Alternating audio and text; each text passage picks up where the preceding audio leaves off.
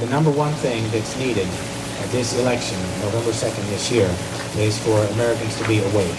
We cannot just push buttons at a place where we vote, whether it be Democrat or Republican. We have to push buttons for people who can be patriots, who are going to do something that we want them to do. Our congressional representatives must be just that. They have to be representatives of the people, by the people, and for the people.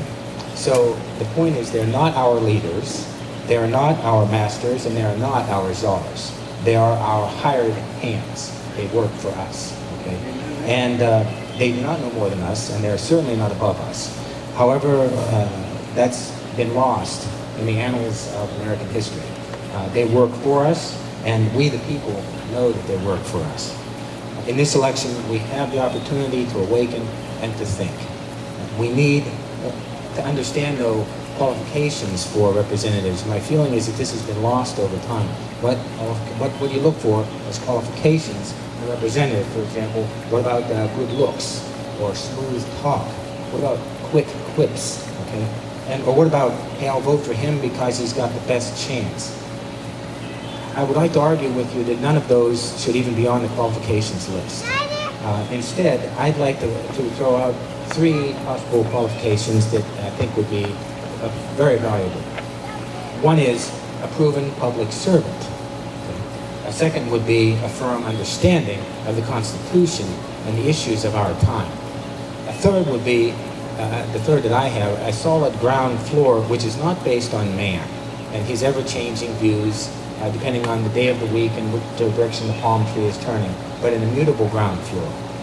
So for a proven public servant, Collins has been one for many years. 29 years at Boys Village every Sunday. He misses one now and then. I noticed he missed one a couple months back. He was just dead sick and missed one. And then he'd almost, he didn't like that at all. But the point is, he's been around.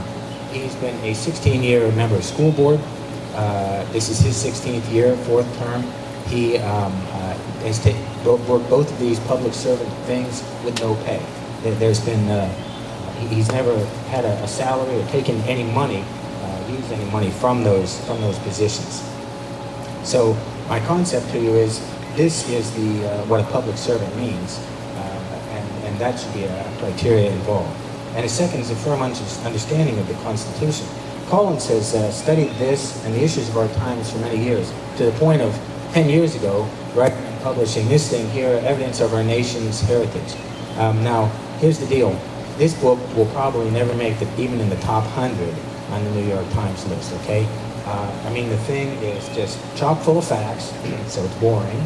Okay? It's all about all kinds of people. Name someone that's in here. Sir William Blackstone, all the states. It doesn't matter who you talk about. This is all about the nation, our nation's heritage, and what that's about is the ground floor, and the ground floor of the nation was God. Okay, and that's where it's come from. That's what Collins' ground floor is about. So this book that he did, as I said, is over 10 years old now. It wasn't prepared yesterday afternoon for this meeting today. So these qualifications as a public servant, a firm understanding of Constitution and issues of our times, which he's also worked on for 2 decades or more, and the ground floor, make Collins, in my mind, a statesman for Maryland. And I know that as I say this, I embarrass him because you will never hear him say that. He's also a very humble man, but a statesman is a person who exhibits great wisdom in dealing with important public issues.